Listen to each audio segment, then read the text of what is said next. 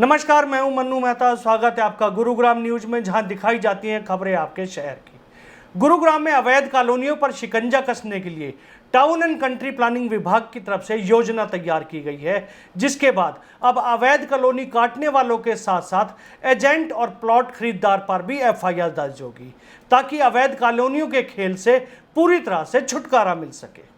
विश्व के मानचित्र पर ऊंची ऊंची इमारतों के दम पर अपनी अलग पहचान बना चुकी साइबर सिटी गुरुग्राम में जमीन के दाम भी एकाएक आसमान छूने लगे और मीडियम क्लास के लोगों से लेकर नौकरी पेशा करने वाले लोगों के सामने मकान का संकट खड़ा हो गया, क्योंकि जमीनों के दाम इतने बढ़ चुके थे कि मकान बनाना एक सपना लगने लगा।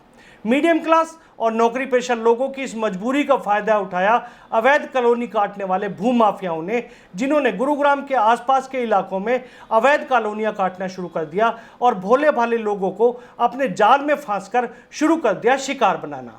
गुरुग्राम में अवैध कॉलोनी और अवैध रजिस्ट्रियों की बढ़ती शिकायतों को देखते हुए टाउन एंड कंट्री प्लानिंग विभाग की तरफ अब अवैध कॉलोनी प्लाट खरीदने वालों पर भी एफआईआर दर्ज करनी शुरू कर दी है, जिसका फायदा ये होगा कि अब गुरुग्राम में अवैध कॉलोनियों के खेल के साथ साथ अवैध रजिस्ट्रियों से भी छुटकारा मिल सके।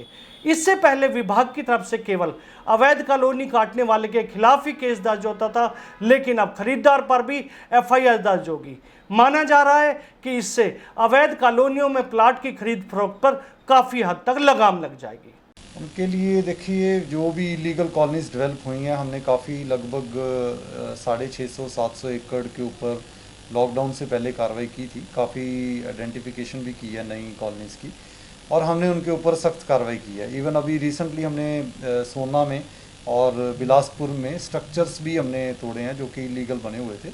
और ये क्लियर कट मैसेज मैं सब रेजिडेंट्स को देना चाह रहा हूँ कि आप इलीगल कॉलोनीज़ में बिल्कुल भी इन्वेस्टमेंट ना करें, अपनी हार्ड अर्न मनी को ऐसे व्यर्थ ना गंवाएं, क्योंकि आपके ऊपर भी कार्रवाई हो सकती है।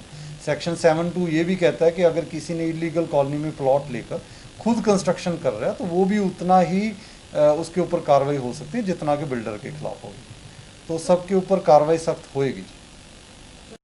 जितनी भी इलीगल कॉलोनीज़ हैं, हमने उनका प्रोसेस लॉ का ये है कि जी पहले हमने शो कॉस्ट नोटिस देना है, फिर रेस्ट्रिक्शन ऑर्डर देंगे। रेस्ट्रिक्शन ऑर्डर के बाद हम साथ साथ उसकी एफआईआर और डेमोलिशन राइट्स कर सकते हैं।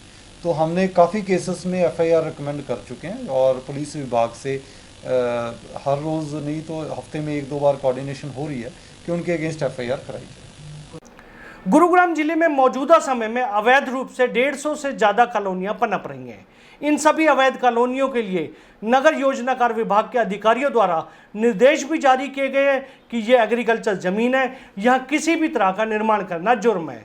इस जमीन पर अवैध रूप से कॉलोनी नहीं काटी जा सकती। यदि कोई काटता है तो उसके खिलाफ कानूनी कार्रवाई की जाएगी।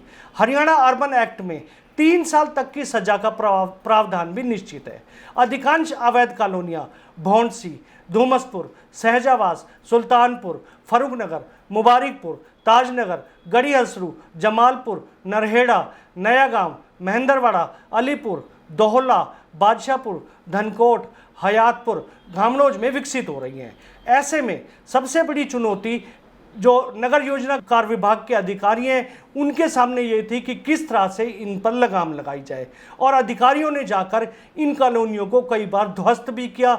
लेकिन ये जो अवैध कॉलोनी काटने वाले भूमाफिया हैं वो अधिकारियों की पीठ फेरते ही एक बार फिर से कॉलोनी काटना शुरू कर देते हैं। और सबसे बड़ी बात यह है कि इन्हें नगर योजना कार्य विभाग के अधिकारियों का जरा भी डर नहीं है। सिटी गुरुग्राम में जमीन के लगातार रेट बढ़ रहे हैं, ऐसे में भू माफिया भी यहां पर एक्टिव हो चुके हैं। इस वक्त हम गुरुग्राम के फरगनगर इलाके में, जहां पर अवैध कॉलोनी में प्लॉटिंग का कार्य शुरू हो चुका है। इस और यहां पर देख सकते हैं कि किस तरह से हज़ारों मकान यहां पर बन चुके हैं, और कंस्ट्रक्शन के साथ साथ जो है वाइट वॉश का भी काम शुरू हो जाता है, ताकि जो भी सरकारी विभाग की यहाँ पर नज़र पड़े तो उनको लगे कि ये जो इमारत है काफ़ी पुरानी है। और सबसे पहले प्लॉटिंग के दौरान यहाँ पर मंदिर का निर्माण किया जाता है, ताकि मंदिर के निर्माण के बाद लोगों के अंदर विश्वास हो सके कि अगर मंदिर बना है तो जाहिर सी बात है कि कॉलोनी वैध होगी, और एक मैं आपको सामने दिखाना चाहूँगा दीवार पर जो ये भूमाफिया इन्होंने अपने कॉन्टैक्ट नंबर यहाँ पर छोड़े हुए हैं, ताकि किसी को भी अगर यहाँ पर प्लॉट लेना है तो वो उनसे कॉन्टैक्ट कर सके।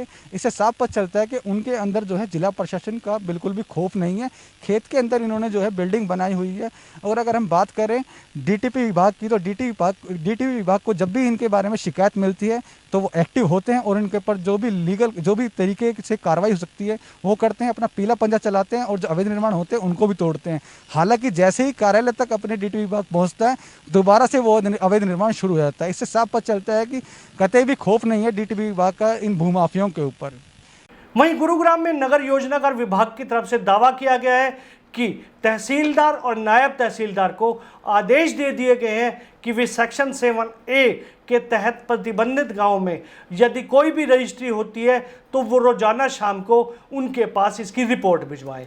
यदि तहसील कार्यालय में रजिस्ट्री रुक गई तो अवैध रूप से विकसित हो रही इन कॉलोनियों पर भी काफ़ी हद तक अंकुश लग जाएगा।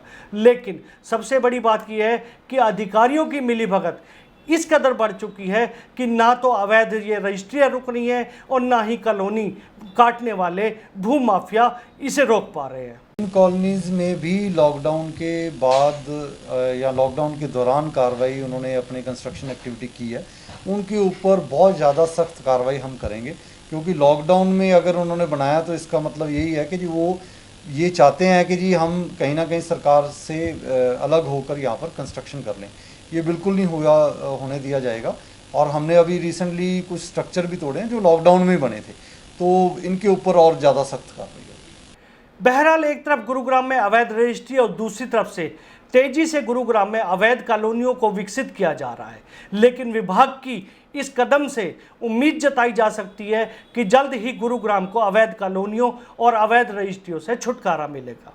लेकिन हमारी ये जो पेशकश है ये सिर्फ यहीं ख़त्म नहीं होती है, बल्कि हम इसे आगे भी जारी रखेंगे और विभाग के अधिकारियों के साथ साथ आप लोगों तक भी ये पहुंचाने का प्रयास करेंगे कि किन इलाकों में अवैध कॉलोनियाँ काटी जा रही हैं। हमारा मकसद ये है कि आप जैसे भोले भाले लोग इन अवैध अवैध कॉलोनी काटने वाले भूमाफियाओं के चक्कर में आकर कहीं अपनी जीवन भर की पूंजी ना लुटा बैठे। इसलिए हम आपके सामने और भी एपिसोड लेकर आएंगे और प्रयास करेंगे कि जिन इलाकों में ये अवैध कॉलोनियाँ भूमाफिया काट रहे हैं उनसे आपको छुटकारा दिलाया जा सके। आपको हमारी ये खबर कैसी लगी हमें कमेंट करके अवश्य बताइएगा और इस खबर को ज़्यादा से ज़्यादा शेयर भी कर दीजिएगा ताकि ज़्यादा से ज़्यादा लोगों तक सही जानकारी सही समय तक पहुंच सके। नमस्कार।